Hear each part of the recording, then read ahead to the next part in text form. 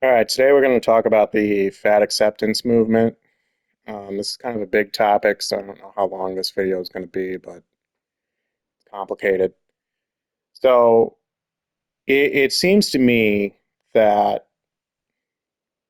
it's a very mixed picture, this movement, because I think a lot of it's kind of like the social justice movement. Like a lot of it is um, has a good idea behind it. It has like noble intentions, I should say, but ends up being counterproductive in a lot of ways. And it is not to say that it doesn't have valid points, because it does, just like the social justice movement more broadly. I would consider the fat acceptance movement like an offshoot of that. Um, but like it's good to bring up um, as many fat activists, factivists. I don't know. Anyway, it's good to bring up that, as many of them do, that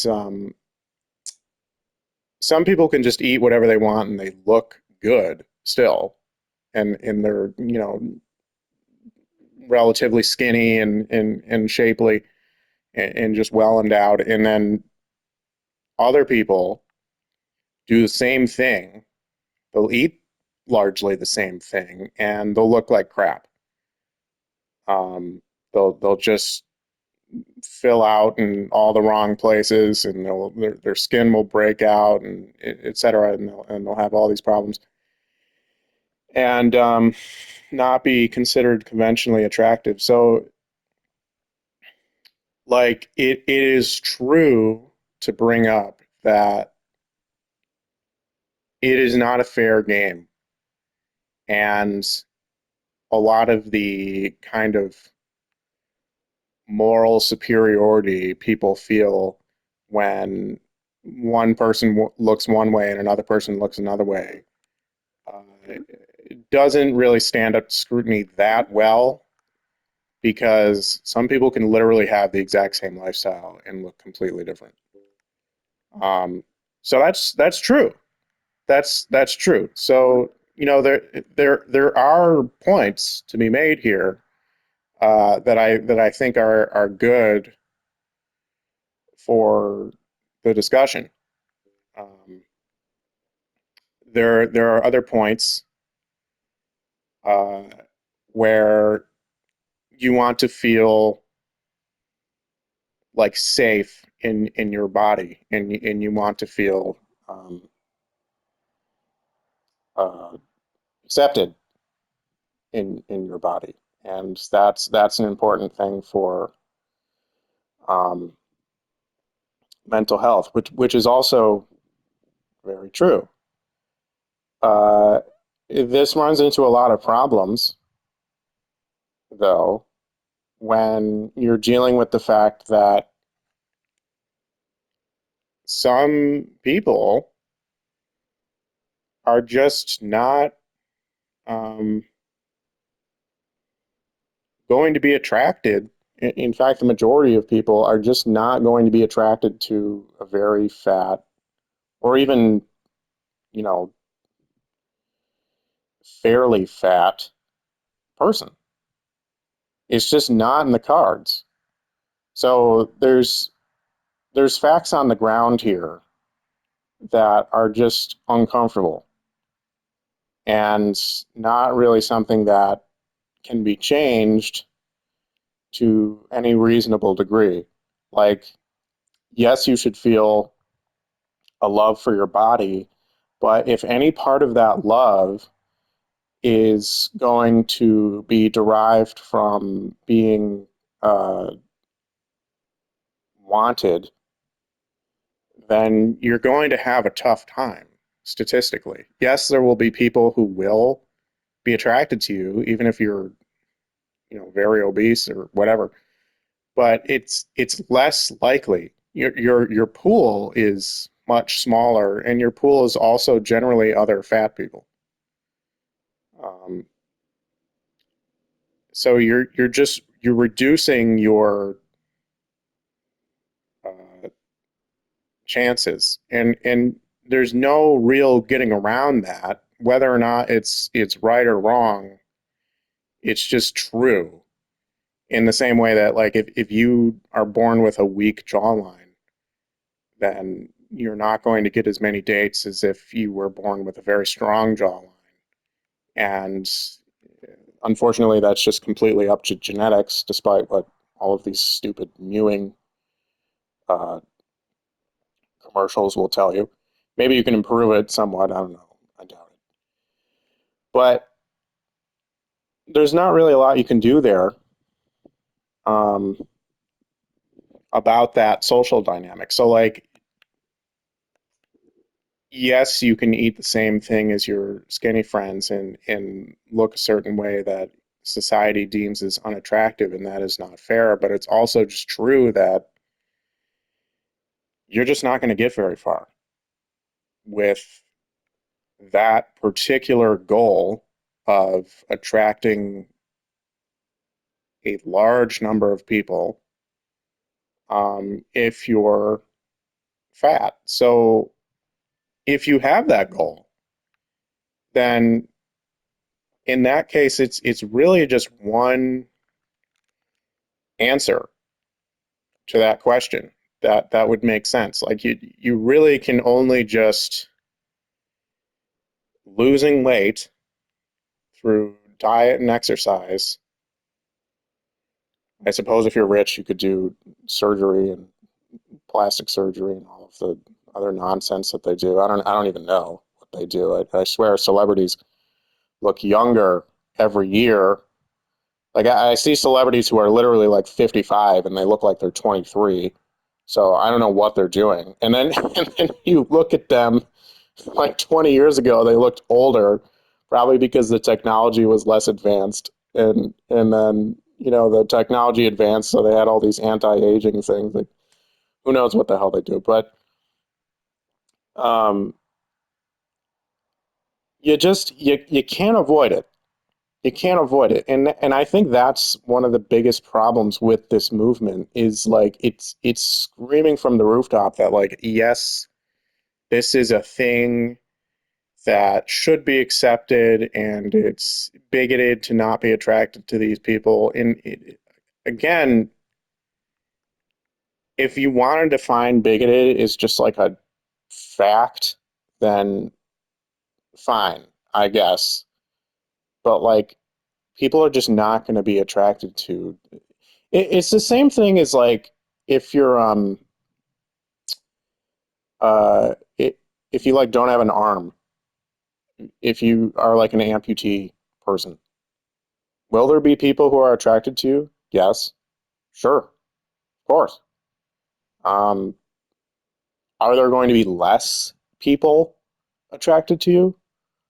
Also, yes. You know, it's people derive a negative value judgment from that when it's more just a factual statement and then you're attributing a negative value judgment to the person at hand. Like the person's essence isn't diminished by the fact that they're not considered attractive by a larger pool of people than they otherwise would be if they didn't have this thing. Um, it's not the same thing. Like it doesn't mean like you're a worse person if people are not attracted statistically as often to you because you have this or that trait. It just means they're not as often attracted to you. That's it. Like you have to add extra steps to think that oh this is a bigoted thing or etc. Um, so that I think that's one of the follies of this movement because you're doing people a disservice because you're making them even more caustic by saying like how dare you feel the way that thousands of years of evolution has cause you to feel where you're going to be more attracted to people who look healthy or at least are a simulacrum of health. And is evolution perfect? No, obviously not. Not at all, because you can be attracted to like a guy with fake muscles because he had them surgically implanted. Does that help his chances of survival at all? No. Uh, but are people attracted to it? Some of them, sure. Like even if you just resemble health, then you'll be considered more attracted. But like it's a thing that you can't get around. So this movement that keeps saying like, well, you should feel this way or you should feel that way, and we want to decouple the the assumptions of society that you should look this or that way.